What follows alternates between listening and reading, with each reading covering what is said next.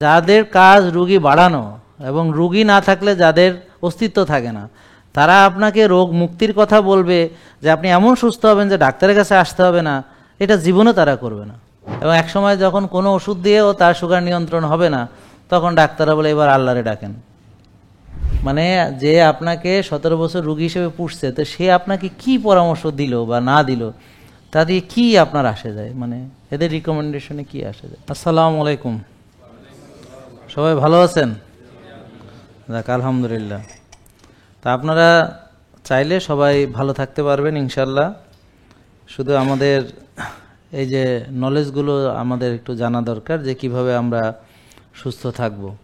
তো বেশিরভাগ জিনিস আসলে আমাদের জানাই আছে। এখন সুস্থ হতে হলে কি লাগবে? ওষুধ লাগবে, তাই না? ডাক্তার লাগবে, ওষুধ লাগবে, এবং ডাক্তারের ওষুধ খেয়ে আপনি সুস্থ হবেন। কি বলেন, ঠিক কিনা? নাকি ঠিক আছে না, নাকি ভুল বললাম? তো এতে রাজি কে কে দেখি হাত তোলেন যারা ডাক্তারের ওষুধ খেয়ে ভালো হবেন। তো ডাক্তারের ওষুধ খেয়ে ভালো হয়েছেন বাবা? আপনি কি ওষুধ খান? ও বুঝে নাই বাবা। মুরব্বী হাত তুলছেন কেন জানেন নাকি? নাকি ও এমনি তুলছেন? আচ্ছা আচ্ছা, উনি এমনি তুলছেন, বুঝে নাই। মানে আমরা আবার বলি, দেখেন বুঝেন কিনা, যে যারা মনে করেন যে এই যে ডায়াবেটিস ওষুধ খেয়ে ভালো হবে, ডাক্তার দেখালে এই চিকিৎসা হবে, এটা কে কে ভাবেন আপনি? মানে এখন আর হাত তুলছে না। আচ্ছা, না বুঝে তুলছে। তাহলে ডায়াবেটিস কি কখনো ভালো হয়? জীবনে কোনোদিন দেখছেন কোনো একটা রোগীর ডায়াবেটিস ভালো হয়েছে? আপনাদের কারো আছে নাকি ডায়াবেটিস এখানে? কার কার আছে দেখি হাত তোলেন, যাতে কার কার আছে। ও, তাহলে আপনাদের আছে, তাই তো। এখন যদি একটা কম্বিনেশন করি, যে একটা লোক বারবার খায়, যেমন আমাদের ডাক্তাররা এখানে সুন্দর করে একটা বই দেন, ডায়াবেটিসের ডাক্তাররা, এই বইটা বারডেম থেকে দেওয়া হয়। হ্যাঁ, কখনো কোথাও আবার টাকাও নেওয়া হয়, কোথাও এমনি দেওয়া হয়। এই বইয়ের ভিতরে একটা ডায়াবেটিস রোগীর খাদ্য তালিকা হিসাবে সকালে 7টা-8টার মধ্যে রুটি এবং ডাল এবং কুসুম ছাড়া ডিম, 11টা বাজে মুড়ি বিস্কিট খই, দুপুর 2টা-2:30 বাজে ভাত, মাছ, মাংস। এখন এরা বলে ওরা নাকি ব্রিটিশকে ফলো করে বা আমেরিকান। এখন আপনি বললেন আপনাকে কোনো সার্ট দিল না ডায়াবেটিস ডাক্তার আপনার ইংল্যান্ডে, কিন্তু এরা আবার এটা তাহলে পাইল কই? হ্যাঁ, তো যাক, 2টা-2:30 বাজে সে তাকে আবার ভাত দেয়, ডাল দেয়, আবার বিকেল 5টা-6টায় মুড়ি বিস্কিট খই দেয়, আবার রাত 8টা-9টায় আবার তাকে ভাত বা রুটি বা ডাল এবং ঘুমানোর আগে দুধ। তাহলে ভাত, রুটি, ফল, দুধ এগুলো সবই চিনি। তাহলে তাকে 6 বেলা চিনি খাওয়াচ্ছে কেন? তারা বলতেছে যে যদি বারবার চিনি না খায় তাহলে সে চিনি কমে যেতে পারে, হাইপো হতে পারে। তো এখন ডায়াবেটিস হলো চিনি বেশি রোগ, আমি তো চিনি কমাইতে চাই। এখন যারা ওষুধ খায় না বা যাদের ইনসুলিন নেয় না, তাদের কোনোদিন হাইপো হবে না? হবে নাকি? তাদের তো হাইপো হবে না, তারা তো সুগার বাড়বে। ধরেন একটা ডায়াবেটিস রোগী কোনো ওষুধ খায় না, ইনসুলিন নেয় না, তাহলে সুগার বেড়ে যাবে, তাই না? বাড়তে থাকবে যেহেতু তার ডায়াবেটিস। তো এখন সে ওষুধ খেলে তখন তাকে হাইপো হওয়ার সম্ভাবনা তৈরি হয়।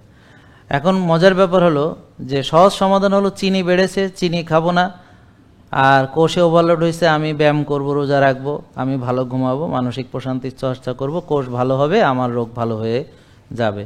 এখন আপনি চিকিৎসা নিতে গেলে যেহেতু ওষুধ খেতে হবে, এই জন্য 6 বেলা খেতে হবে। আর যেহেতু 6 বেলা খাবেন, সেহেতু আর জীবনে ডায়াবেটিস ভালো হবে না, কারণ 6 বার চিনি খেয়ে চিনির রোগ কোনোদিন ভালো হবে না। তো এই জন্য আপনি সারা জীবন এই ওষুধ খাবেন এবং দিন দিন ওষুধ বাড়বে, তাই না? তারপরে আস্তে আস্তে ইনসুলিনে আসতে হবে। যেমন ওনাকে এখন সপ্তাহে একটা করে মানে ইনসুলিন মারার জন্য ইয়ে করেছে। তাহলে সহজ সমাধান থাকতে আমরা কেন জটিলতার দিকে যাব? তো এখন রোজা রাখতে কোনো টাকা লাগে না, উনি পার্কে হাঁটেন, আপনি রাস্তায় হাঁটেন, কোনো টাকা লাগে না। তারপর রোদে যেতে টাকা লাগে না, আর্লি ঘুমাইতে টাকা লাগে না, ভোরে উঠতে টাকা লাগে না, আর 1 বেলা বা 2 বেলা খেতে আরও টাকা কম লাগে, যেখানে এখানে 6 বেলা খেতে বলা হয়েছে। আবার ওষুধ খেতেও টাকা লাগে, ডাক্তার দেখাতেও টাকা লাগে, পরীক্ষা করাতে টাকা লাগে, তারপর অপারেশন করাতে টাকা লাগে, ইনসুলিন কিনতে টাকা লাগে। তো আমরা খরচ করছি কিন্তু সুস্থ হচ্ছি না। তো আপনারা যারা এখন এখানে এসেছেন, তাহলে তো দীর্ঘদিন ধরে আপনারা রুগী, তাই না? তো ডায়াবেটিস অনেক দিন ধরে, তাই না? তো এখন আপনারা এই ডায়াবেটিসের চিকিৎসার জন্য টাকা খরচ করছেন না, নাকি করছেন না? ভিজিট দিচ্ছেন, তারপরে ওষুধ খাচ্ছেন, পরীক্ষা করাচ্ছেন, তারপর 6 বেলা খাচ্ছেন, তো খেতেও টাকা খরচ হয়। তো এখন আপনারা কি ভালো হয়েছেন? তো তার মানে আপনারা রোগ পোষার জন্য টাকাটা খরচ করছেন, অথবা যেহেতু অনেকদিন যারা চিকিৎসা করছেন ওষুধ সংখ্যা বাড়ছে, তার মানে আপনারা ওষুধ বাড়ানোর জন্যে, মানে রোগটা যেন আরও বাড়ে এর জন্য আপনারা এই টাকাগুলো খরচ করছেন, তাই না নাকি? যেমন আরো বড়, সোজা কথা হলো আমি আরো বড় রোগী হওয়ার জন্য টাকা খরচ করছি, যেন আরো বড় রোগী হই, আরো সমস্যা অনেকগুলো হয়, আরো যেন বেশি ওষুধ খাই, এবং ফাইনালি যেন আমি অপারেশনে যেতে পারি, যেন আমার কিডনি নষ্ট হয়ে যায়, যেন আমার লিভার নষ্ট হয়ে যায়, যেন আমার চোখ নষ্ট হয়ে যায়, যেন আমার মানে ক্যান্সার হয়। মানে আপনি যত দিন যাবে ততই আপনি আরো বড় রোগী হবেন। তা এখন আপনি এই যে টাকাগুলো কেন খরচ করছেন? যে আরো বড় রোগী হওয়ার জন্য। তো যত বড় রোগী হবেন তত আরো বেশি টাকা খরচ হবে। ক্যান্সার হলে তো অনেক টাকা খরচ হবে, তারপর একটা অপারেশনে 15-20 লাখ টাকা খরচ হয়ে যাবে। হ্যাঁ, তারপরে আবার ট্রান্সপ্লান্ট যখন হবে তখন অনেক সময় কিডনি আরেকটা খুঁজে পাওয়া যাবে না, মিলবে না, ম্যাচ করবে না, বা লিভার ট্রান্সপ্লান্ট, কিডনি ট্রান্সপ্লান্ট তখন ম্যাচ করবে না। আর যদি প্যারালাইসিস হয়ে যান ব্রেন স্ট্রোক করে, তাহলে তো পচে গলে মরতে হবে।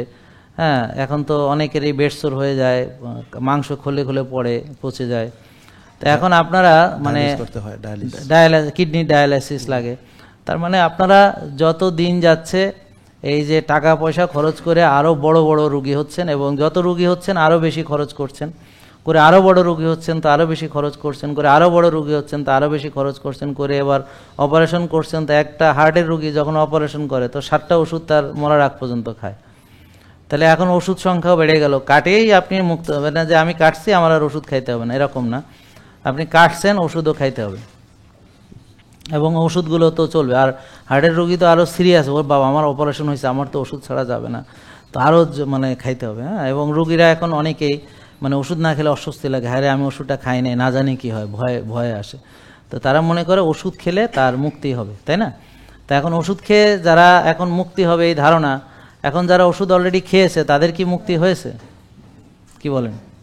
যারা রেগুলার ওষুধ খাচ্ছে, ওখানেও যারা রেগুলার চিকিৎসা করাচ্ছে, ওষুধ খাচ্ছে, তারা কি ভালো হয়ে যাচ্ছে? না, ভালো হচ্ছে না, ভালো হচ্ছে না। আমার মায়ের তো প্রথমত উনি ইনসুলিন দেয়, কিন্তু প্রথম মনে করেন 20 ডোজ দিত, তাহলে 25, 30, 32 করে করে উনি 42 দেয়। দিন দিন ইনক্রিজ হচ্ছে। হ্যাঁ, এবং এক সময় যখন কোনো ওষুধ দিয়েও তার সুগার নিয়ন্ত্রণ হবে না, তখন ডাক্তাররা বলে এবার আল্লাহরে ডাকেন। এবং এখানে আরেকটা কথা বলি, সেটা হলো যদি সব ডাক্তাররা আপনারা খেয়াল করেন, যদি সবার ইনসুলিন পরীক্ষা করে এবং হোমায়ার করে, তখন কি হবে যে আপনার রোগ হওয়ার আগেই আপনি এটা জানেন কি করণীয়। আমি আজকে আপনাদেরকে শিখাই দেবো, এখনই শিখাই দিচ্ছি। যদি দেখেন যে আপনার ইনসুলিন বেশি বা হোমায়ার বেশি, তা আপনার কোনো ওষুধ লাগবে না। আপনি কি করবেন, কিছুদিনের জন্য ভাত রুটি ফল দুধ বন্ধ করে দিবেন, মানে চিনি জাতীয় খাবার। তারপরে আপনি রোজা রাখবেন, তারপরে একটু ব্যায়াম করবেন, ভালো ঘুমাবেন, আর্লি উঠবেন, দেখবেন আস্তে আস্তে এটা নর্মাল হয়ে যাবে। তখন আবার আপনি স্বাভাবিকভাবেই চলাফেরা করবেন। তবে খাওয়ার ক্ষেত্রে কখনোই ওই অতিরিক্ত খাবেন না, তো প্রসেসড ফুড, আল্ট্রা প্রসেসড ফুডগুলো খাবেন না, আর সুন্দর একটা ডিসিপ্লিন মেনে চলবেন। তাহলে আর কোনো দিন আপনার ডায়াবেটিস বা কোনো রোগই হতে পারবে না, মানে প্রেশার, ডায়াবেটিস, লিভারের সমস্যা, কিডনির সমস্যা, মানে যেই 60-70টা রোগ যেগুলোর কারণে এখন রেগুলার মানুষ মারা যাচ্ছে, ক্যান্সার, মানে এগুলো হইতেই পারবে না। আমি কি বোঝাতে পারছি? ডায়াবেটিস হইতে পারবে না, কোনো মানে এই রোগগুলো হইতে পারবে না। তাহলে সিম্পল, জাস্ট আপনারা যারা সুস্থ আছেন তারা রোগী হওয়ার আগেই আপনারা পরীক্ষা করে হোমায়ার, এবং রোগী হওয়ার আগে আপনার এই যে আমরা যে এখানে আসছে এগুলো পরীক্ষা করে আপনারা এখন বিনা ওষুধে, এখন তো রোগই নেই, আপনি এখন আপনাকে রিভার্স করে ফেলুন, আপনার চলাফেরাটাকে চেঞ্জ করে ফেলুন, অভ্যাসটাকে, তাহলে আপনি আর রোগী হবেন না অলরেডি, মানে রোগী হওয়ার কোনো দরকারই নেই। আর যারা হয়েছে, যেমন উনিও আমাদের ফলো করলে আলহামদুলিল্লাহ ভালো হয়ে যাবেন। ভালো হওয়ার পর আবার অনিয়ম করলে আবার হবে। হ্যাঁ, তা আমরা যদি অনিয়ম না করি এইভাবে আমরা থাকতে পারবো। তো এটা কিন্তু কখনো আপনারা জানতেন না, এটা এত যে একটা বড় জিনিস, এটা তো যারা সবাই যদি বুঝতো তাহলে আহারে কত ভালো হইতো। হ্যাঁ, কিন্তু মানুষ আসলে ভালো বোঝে না নিজেদের, আর ভালো জিনিস কেউ ছড়ায় না, বরং ভালো জিনিসের বাধা দেয়, ভালো জিনিস যেন করতে না পারে। তো কেউ যদি ভালো কিছু করতে যায় তাকে অনেক বাধা দেয়। আমি সহজ কথা দেখেন, সিপেপটাইড দিয়ে কি বোঝা যায় বলেন? কতটা, সবাই বলেন ইনসুলিন কতটা, ভাই কি বলেন, কি তৈরি হয় ইনসুলিন, কতটা তৈরি হয়, কোথায় তৈরি হয়? শরীরে। শরীরে কে তৈরি করে ইনসুলিন? প্যানক্রিয়াস। তাহলে বলেন প্যানক্রিয়াস বা অগ্নাশয়, সবাই বলেন, জোরে বলেন অগ্নাশয়, প্যানক্রিয়াস, জোরে বলেন। হ্যাঁ, কি তৈরি করে, কতখানি তৈরি করে, কোন পরীক্ষার মাধ্যমে বোঝা যাবে? বলেন সি, জোরে বলেন, সবাই বলেন পেপটাইড। এরা কথা কয় না, আপনাদের মুখ নাই ভাই, বলে সি পেপটাইড। হ্যাঁ, তা এইটা জানতে হবে যদি আপনি সুস্থ থাকতে চান, যে আপনার ইনসুলিন তৈরি হয় কিনা এটা জানতে হবে, সবাইকে জানতে হবে। আর আপনার ইনসুলিন বেশি না কম এটা জানতে হবে। হ্যাঁ, তো যাদের ইনসুলিন বেশি তারা সাধারণত ওজন বাড়বে, কমাতে পারবে না, কারণ ইনসুলিন চর্বি জমায়। দেখেন এই যে ইনসুলিন কি করে, ফ্যাট জমায়, যে লাইপোজেনেসিস বা চর্বি মানে গলতে বাধা দেয় এবং ফ্যাট জমায়। তো এই জন্য যাদের ইনসুলিন বেশি, তা এখন উনি ইংল্যান্ডে, তাহলে ওনার যে মানে ওজন বেশি বা চর্বি বেশি, তা এখন ডায়াবেটিসের মূল কারণ যদি উনি জানতেন, তাহলে উনি রোগ হয়েছে, ঠিক আছে আমি এই ওজন কমাবো, চর্বি মানে ফ্যাট বার্ন করব, আর কোষ খালি করব, আমার রোগ ভালো হয়ে যাবে, শেষ। কোনো ওষুধের এখানে কোনো বিষয় নেই। আর যদি আরেকটু বুদ্ধিমান হয় যে হোমায়ার করাবে, তো রোগ হওয়ার আগেই, যেমন আপনারা যাদের কোনো রোগ নাই তারা এসে এই টেস্টগুলো করাবেন, ভিটামিন ডি লেভেল কত, হোমায়ার কত, সিআরপি কত। তো এগুলো যদি আপনার ভালো না থাকে তাহলে ভালো করে ফেলবেন। কিভাবে করবেন আমি বলে দিব। তা ভালো থাকলে আর রিপোর্ট ভালো থাকলে আপনি রুগী আর কখনো হবেন না। এটা হলো যাদের একটু বুদ্ধি আছে তারা। আর যাদের বুদ্ধি কম, ওরা তো রুগী হয়েছে অলরেডি, তো ঠেকে শেখে, বুদ্ধিমান দেখে শেখে, আর বুদ্ধি নাই ঠেকে শেখে, তো ওরা ঠেকছে, তো ঠেকার পরে এখন শিখবে। আমার কথা বুঝতে পারছেন তো? আর যাদের বুদ্ধি ভালো তারা ওই এরা এত রুগী কেন, রুগী এত রুগী, আমি রুগী হতে চাই না, তাহলে কি করতে হবে? তো ওরা রুগী হওয়ার আগে আসবে। তো ধরেন কারো যদি হোমায়ার বেশি থাকে, তার তো ইমব্যালেন্স আছে, তার জন্য তো ব্যালেন্স ডায়েট দিলে হবে না, তাকে তো আগে তার ইনসুলিন রেজিস্ট্যান্স কমাতে হবে। তাহলে ইনসুলিন রেজিস্ট্যান্স কমাতে হলে তাকে ইনসুলিন কমাতে হবে আগে। আর ইনসুলিন বাড়ায় যে খাবার, সেই খাবার সে এখন খেতে পারবে না। তাহলে এই মুহূর্তে তাকে যদি আমরা ব্যালেন্স ডায়েট দিই, যে হ্যাঁ আপনি এতটুকু কার্বোহাইড্রেট খাবেন, এতটুকু প্রোটিন, এতটুকু ফ্যাট খাবেন, তো ও জীবনে আর ভালো হবে না কোনোদিন। বুঝেন না কথা? যেমন ধরেন খেজুর অত্যন্ত উপাদেয়, তাই না? মধু সর্বরোগের ওষুধ। তো এখন আপনার সুগার 22, আপনি মধু খেলে হয়ে যায় 30। তো এখন আপনি এই মুহূর্তে এই যে সর্বরোগের ওষুধ খাইতে পারবেন? তারপর ধরেন মক্কার পবিত্র খেজুর, একেবারে আজোয়া খেজুর, রাসূল সাল্লাল্লাহু আলাইহি ওয়াসাল্লাম যে যেখানে নিজেই করছিলেন, সেখান থেকে আপনি খেজুর কিনে নিয়ে আসছেন, হ্যাঁ, ওই বাগান থেকে। এখন আপনার সুগার 22, বুঝলে খেজুর খেলে হয় 28। তা এখন এই মুহূর্তে এই আজোয়া খেজুর এত পবিত্র, আপনার জন্য কি এটা পবিত্র হইবে? বুঝতে হবে যে আপনার ভিতরে ইমব্যালেন্স আছে কিনা। এখানে খেজুরের দোষ না, দোষ হলো আপনি আগে জম্মের খাওয়া খাইয়া কোষে ওভারলোড করিয়া এখন কোষে জায়গা নেই, এখন খেজুর ঢুকবে রাখার জায়গা নেই। এখন আপনার উচিত হলো যে আপনার এই কোষ খালি করা। তো তাহলে যা আপনি উচিত কাজ করলে রোগ চলে যাবে, আবার অনুচিত কাজ করলে রোগ চলে আসবে, শেষ। এটা এখানে কোনো এটা রোগই না, এটা হলো যে আপনার লাইফস্টাইল না মানার, এটা হলো একটা শাস্তি। আল্লাহর কথা শোনেন না, আল্লাহ আপনাকে একটা হালকা শাস্তি দিচ্ছে, আর কিছু না। যে অনিয়ম করলে একটা শাস্তি দেয় না, যে আমরা ছোটবেলায় অনিয়ম করলে জোড়া বেতের বাড়ি দিত টিচাররা, হ্যাঁ, কান ধরে দাঁড়া করে তো নীল ডাউন করে রেখে দিত, এক পায়ে এমনি ধরে রাখাইতো। হ্যাঁ, এখন একটু কম দেয়। তো শৃঙ্খলা না মানলে, তো আপনি আল্লাহর শৃঙ্খলা না মানলে আপনার একটু জোড়া বেত মানে ডায়াবেটিস আর প্রেশার একসাথে দিয়ে দিছে, বা কারো ডায়াবেটিস আগে কারো প্রেশার পরে। এটা হলো আপনার অনিয়মের ফল, যে আপনি আল্লাহর হুকুম মানেন নাই। কি মানেন নাই হুকুম? এক হলো হালাল তৈব খান নাই, যা পাইছেন তাই খাইছেন। 2 হলো রোজা না রেখে 6 বেলা খাইছেন। 3 হইল এই 1 ভাগ না খেয়া গাড়া বেড়ে খাইছেন। 4 হইল আপনার রাত জাগছেন, আল্লাহ আল্লি ঘুমাইতে গেছে। 5 হইল ওই যে খাইছেন এটা ব্যবহার করেন নাই, বার্ন করেন নাই। 6 হলো ওই যে বাড়াবাড়ি করছেন, মানে 7 হইলো আপনি আল্লাহ হতাশ হইতে নিষেধ করছে, আপনি হতাশ হয়েছেন। বুঝতে পারছেন? আল্লাহ ভোরে উঠতে কইছে, আপনি ওঠেন নাই। বুঝতে পারছেন? আল্লাহ মসজিদে নামাজ পড়তে কইছে, আপনি যান নাই। রোজা রাখতে কইছে, আপনি 6 বেলা খাইছেন। এইগুলো হচ্ছে আপনার এই অনিয়মগুলো আপনি করেছেন বিধায় আজকে আপনার সেই পরিণতি ভোগ করতেছেন। আর বলেছে তুমি তোমার শরীরের হক আদায় করবা, আপনি করেন নাই, নাকি বোঝা গেল? তো এইগুলো আপনারা করেছেন, করে রুগী হয়েছেন বলতে চান নাকি? তারপর বলছে মুমিন হতাশ হবে না। তারপর বলছে সব বিষয়ে আল্লাহর উপরে তাওয়াক্কুল করবা। তারপর বলছে তোমাদের আলহামদুলিল্লাহ মনোভাব থাকতে হবে, গ্র্যাটিটিউড অ্যাটিটিউড। তারপর আল্লাহ বলেছেন যে তোমরা কি করবা, মানে পৃথিবী নিয়ে এত চিন্তা করবো না, আখেরাত নিয়ে চিন্তা করবা। তো পৃথিবীর এইসব নিয়ে এত টেনশন করে শুধু শুধু রাতের ঘুম নষ্ট করা, এটা ঠিক না। তো আল্লাহ যেভাবে বলেছেন আপনি সেভাবে চলেন না কোনো দিক থেকে। এই জন্যে আপনাদের আজকের এই পরিণতি হয়েছে, নাকি বোঝা গেল? মানুষ হচ্ছে আশরাফুল মাখলুকাত। এখন হরিণ কতটুক খেলে তার পেট ভরবে এবং সে সুস্থ থাকবে সেই নলেজ হরিণের আছে, রাস্তার কুকুরের আছে, বনের বাঘ সিংহের আছে, পাখির আছে, মানুষের নাই। এটা আপনারা বিশ্বাস করেন?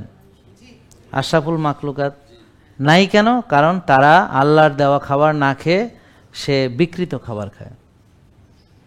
আর তারা আল্লাহর দেওয়া লাইফস্টাইল ফলো না করে সে, যেমন পাখি কিন্তু সকালে ঘুম থেকে ওঠে, ও কিন্তু 10টা-11টায় ঘুম থেকে ওঠে না যে ওস্তাদ আজকে ঘুমাইতে দেরি হয়ে গেছে। হ্যাঁ, এখন আপনার কাছে পাখি এসে বলে যে আজকে আহারে উঠতে দেরি হয়েছে, এরকম কখনো শুনছেন? তো পাখি সকালেই ওঠে আর আর্লি ঘুমায়, ঠিক আছে? তাদের কাউরে বলতে হয় না যে ঘুমা ঘুমা, এখন টিভি দেখিস না, কারণ ওদের টিভি নাই, মোবাইল নাই, ল্যাপটপ নাই, তো কেন রাত জাগবে? বুঝেন নাই? তো ওরা আর্লি ঘুমায়, ওদের কোনো এরকম কোনো দেখবেন যে আপনি অ্যালার্ম ক্লক, পাখির ডাক একদম সারা পৃথিবী যতদিন একই সময় তারা ডাকছে,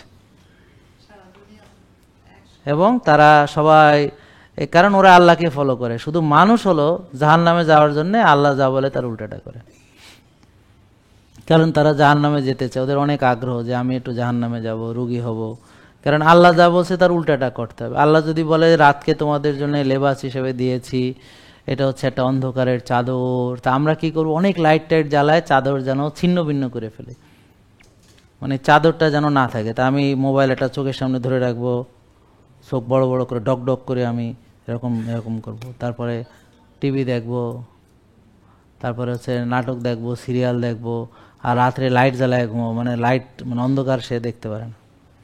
তো তার মানে আল্লাহ চাদর দিয়েছেন সেটা হলো অন্ধকার, যেন মানুষ এই অন্ধকারটা হচ্ছে ঘুমের জন্য খুবই গুরুত্বপূর্ণ। মেলাটোনিন কনসেন্ট্রেশন বাড়ার জন্যে অন্ধকারটা খুব লাগবে, কারণ আমাদের বডি লাইট সেন্সিটিভ। তো যখন দিনের আলো, তখন বডি মনে করে এখন কাজ করতে হবে, এখন হচ্ছে আসবে বিভিন্ন কাজ করার জন্যে, উদ্যোগ বাড়ানোর জন্যে যে হরমোন ডোপামিন, অ্যাড্রেনালিন, নর অ্যাড্রেনালিন, হ্যাঁ, বা এপিনেফ্রিন, নর এপিনেফ্রিন, হ্যাঁ, এগুলো আসবে যেন আমি কর্ম উদ্যম, হ্যাঁ, আমরা যেন মানে কি করি, মানে আমাদের জীবিকা অন্বেষণের জন্যে বা রিজিক অন্বেষণের জন্য আমরা এই সময় প্রচেষ্টা চালাই, তাই না? আমরা যে মসজিদ থেকে দোয়া পড়ে বেরোই না যে আল্লাহ আমাকে উত্তম রিজিক দাও, তা আমি জমিনে বলেছে তোমরা নামাজ পড়ে বা জমিনে ছড়াও। আল্লাহর আদেশগুলো আপনাকে বুঝতে হবে। তাহলে ফজর নামাজ পড়ে জমিনে ছড়ানোটা আল্লাহর আদেশ।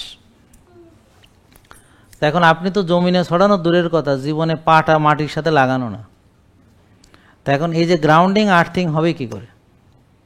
আপনার যে মাটির সাথে আপনার রিলেশন সেটা তো কাট অফ হয়ে গেছে। আপনি যে ঘাসে হাঁটবেন খালি পায়ে, রাসূল সাল্লাল্লাহু আলাইহি ওয়াসাল্লাম খালি পায়ে হাঁটতেন, এটা হাদিসে আছে, বুঝেছেন? তা আপনি অন্তত আল্লাহ রাসূলকে ফলো করেন, আর কাউকে না করেন। আপনার তো আর যদি না করেন তাহলে তো সিরিয়াস সমস্যা হবে। আপনারা তো আল্লাহ যদি বলবে তোমাকে রাসূল পাঠাইলাম, তা তোমরা কি শিখলা, কি করলা? তা আপনি বলেন যে আমি রাত জাগছি, গাড়া ভরে খাইছি, হ্যাঁ, আর দাওয়াত খাইছি ধুমাইয়া, হ্যাঁ, আর মোটা গদা হয়েছে, আর নামাজ পড়তে পারি না, হাঁটু গেছে, মাজা গেছে, এইটা বললেন আর কি। আমি ডায়াবেটিস, এখন ঘুম থেকে উঠতে পারি না, সকালে রাতে শুলে ঘুম আসেন, এইসব বলেন। তো এখন আমি খেয়াল করেন, দেখেন আমি যে কথাগুলো বলছি এগুলো সবই আপনার কোরআন হাদিসেরই কথা। যাদের কাজ রুগী বাড়ানো এবং রুগী না থাকলে যাদের অস্তিত্ব থাকে না, তারা আপনাকে রোগ মুক্তির কথা বলবে যে আপনি এমন সুস্থ হবেন যে ডাক্তারের কাছে আসতে হবে না, এটা জীবনে তারা করবে না।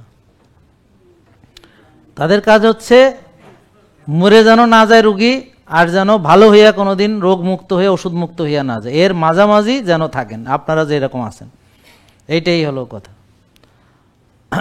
মিলাতে পারেন কিনা দেখেন। এবং এর জন্য কি করতে হবে? এর জন্য আপনি যেন রাত জাগেন, ব্যায়াম না করেন, টেনশন করেন, 6 বেলা খান, আর সয়াবিন তেল খান, আটার রুটি খান, হ্যাঁ, ভাতের বদলে রুটি খান, ভাত খান, বুঝতে পারছেন? তারপরে যে মুড়ি বিস্কিট খান, তারপরে যে সিরা খান, খই খান, ফল খান, এগুলো তো এমনি 6 বেলা লিখে দিছে বইয়ের মধ্যে, আপনি তো অবশ্য আরও খান, বুঝেন না কথা? আরও খান। যেমন দাওয়াতগুলা তো আর এখানে লেখা নেই। তারপরে বুঝেন ওই যে বুফে লেখা নাই, পিকনিক লেখা নাই, জন্মদিন লেখা নাই, জিয়াফত লেখা নাই, মৃত্যুদিন লেখা নাই, ঠিক আছে? তারপর মসজিদে জিলাপি এগুলো নাই, বুঝেন নাই? আন্দোলনে বিরিয়ানি এটা নাই, বুঝেন নাই? তা পাশ করছে মিষ্টি এটা নাই, বুঝলেন নাই? তারপরে বোনের বাড়ি গেছেন, শ্বশুর বাড়ি, 20-25 কেজি না নিলে মান থাকে না, বুঝলেন নাই? এরকম। এখন আপনি খেয়াল করেন যে নিয়ম কে বানাইছে, কিন্তু নিয়ম হলো আপনি যদি শ্বশুর বাড়ি যান, নিজের অথবা বোনের অথবা কারো বা পোলার বা এতগুলা মিষ্টি না নিলে আপনার মান ইজ্জত থাকবে না। এই যে মিষ্টি না নিলে মান ইজ্জত থাকবে না, এটা কোন কোরআন হাদিসে আছে? এখন আসেন, যদি একটা লোক আগে থেকেই সে পরিমিত খায়, হালাল তৈব খায়, এক ভাগ খায়, রোজা রাখে, কায়িক শ্রম করে, আর্লি ঘুমায়, ভোরে ওঠে, এগুলো মেনে চলে, তাহলে তার হুমায়ের 1 থাকবে। কিন্তু সে যদি অতিরিক্ত খায়, বেশি খায়, ব্যায়াম না করে, টেনশন করে, রাত জাগে, তাহলে হুমায়ের বেশি থাকবে। এটা হলো আপনারা চাইলে প্রমাণ করে দেখতে পারেন। এবং এইটাই পরে যাইয়া ডায়াবেটিস হবে, এটাই পরে হার্ট অ্যাটাক হবে, এটাই পরে প্রেশার থেকে আপনার লিভার, কিডনি, মানে এইটাই আপনার সব ধ্বংসের মূল। এখন প্রশ্ন হচ্ছে, যে জানবে না সে কোনোদিন আমার এটা যেন মানতে না আসে, একদম নিষেধ করা। তাহলে আপনারা এখনই শুরু করতে হবে এমন নয়, আপনি সময় নেন, দরকার আরও 2 মাস, 1 মাস, 3 মাস, মানে এতদিন মরেন নাই, 1 মাসে মরবেন না। আমি কি বোঝাতে পারছি? মানে যদি শুরু করতে 1 মাস দেরি করেন, কিন্তু তাতে আপনি কি মরবেন না? এতদিন তো মরেন নাই, এত অনিয়ম করেও মরেন নাই, তা কি মরে যাবেন না? তাহলে 1 মাস দেরি হলে অসুবিধা নেই, কিন্তু ভুলভাবে শুরু করা যাবে না। যাক, এই কথা আপনাদের বলার কোনো দরকার নেই, কারণ আপনারা তো ভুলভাবে শুরু করার সুযোগ নাই, কারণ আপনাদের রিপোর্ট দেখে আমরাই তো আপনাকে একটা গাইড দিব, ঠিক আছে? সেই গাইড অনুযায়ী আপনি শুরু করবেন, শুরু করে শেখা চলবে। তাহলে দেখেন, নিরাপদভাবে যেটা মানা সম্ভব সেটা আগে শুরু করি। কি, যে এই খাবারগুলো যেগুলো আমরা দিচ্ছি সেগুলো খাঁটি জিনিস, সেগুলো ভালো করে খান, পেট ভরে খান, নিরাপদ। কথা বুঝতে পারছেন? নষ্ট খাবার খেয়ে এতদিন মরেন নাই, ভালো খাবার খেয়ে মরবেন না, সেটা নিরাপদ। তো এরপর কি, অল্প একটু রোজা রাখা, আমরা রেগুলার রাখছি, রোজা 1 মাস রাখছি, তো আমাদের জন্য 2-1টা রোজা রাখা এটা নিরাপদ। আমাদের জন্য একটু রোদ্রে যাওয়া নিরাপদ, আমাদের জন্য একটু ঘাসে হাঁটা নিরাপদ, আর্লি ঘুমানো নিরাপদ, একটু হাঁটা চলা, একটু ব্যায়াম করা নিরাপদ, শ্বাসের ব্যায়াম নিরাপদ। তাহলে এগুলো আমরা করি, তাহলে ঠিক আছে। তারপরে বাকিগুলো পরে বুঝে শুনে দেখা যাবে, এগুলো করতে তো আর কোনো অসুবিধা নেই। এটা কি মানে মনে আশঙ্কা আছে না আমি ব্যায়াম করে মরে যাব কিনা, বা সকালে হাইটা মরে যাব কিনা, মানে ব্যাপারটা বুঝতে পারছেন? বা আমি একটু রোজা রেখে মরে যাব কিনা, বা আমি একটু অল্প একটু রোদে গেলাম, তাতে কি মারা যাবেন? তাহলে যেই বিষয়গুলো এখন নিরাপদ আপনি মনে করেন সেটা মানেন। আর যেগুলো আপনার কনফিউশন তৈরি হয়েছে, যে আপনি যে ডিমের কুসুম খাবেন, কয়টা কুসুম খাবেন, তো ঠিক আছে, এখন বেশি খায়েন না, আপনার যেহেতু মনের ভিতরে ভয় আছে, বুঝতে পারছেন? আপনি ঘি খেতে ভয় পাচ্ছেন, এখন খায়েন না, ঘি আপনার হয়তো হার্টে ঢুকে যাইতে পারে, এখন ঘি খায়েন না। মানে যেখানে কনফিউশন আছে সেই জায়গাগুলো এখন আপাতত অ্যাভয়েড করেন। যতদিন আপনার নিজের কনফিডেন্ট না আসে ততদিন এগুলো করার দরকার নেই। ক্লিয়ার? তো তাহলে এখন তো আর কোনো অসুবিধা নেই। ওকে, থ্যাংক ইউ সবাইকে, ভালো থাকবেন। আর এই যে রিপোর্টগুলো আপনারা দেখবেন, আশা করি আপনারা নিজের ভালো বুঝবেন। সবাইকে ধন্যবাদ, আসসালামু আলাইকুম। জেকে লাইফস্টাইল, ওষুধ মুক্ত সুস্থ জীবন।